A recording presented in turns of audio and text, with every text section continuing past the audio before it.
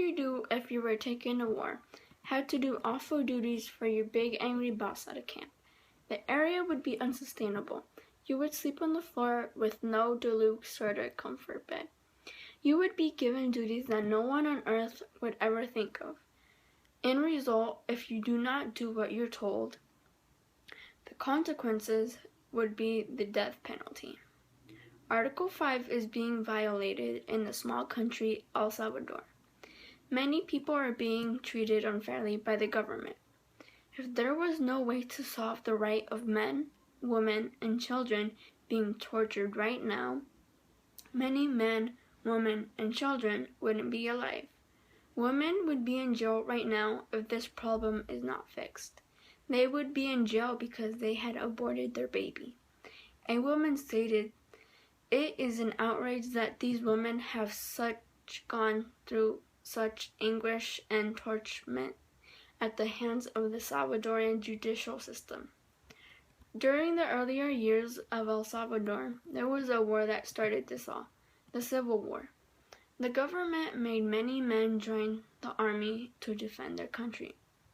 But during the war, many men were killed or tortured vilely. The soldiers would put plastic bags over their heads, tie their hands in order to drown them, mix chemicals in their eyes, and much more painful torture techniques. My recommendation would be that the people who suffered this kind of torture should speak up for what the government has done. People deserve to be heard for what kind of punishments they have been through. I bet if the government was put in their shoes, they would be horrified by seeing all the blood and sickness around them. Many people have recently begun to speak up for themselves.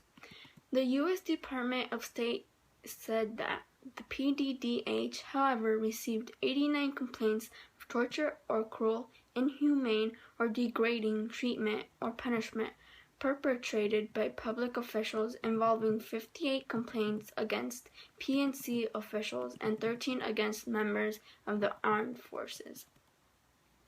Many people today are starting to speak up for themselves, talk about their past. Even young adults today are taking a stand for what's right.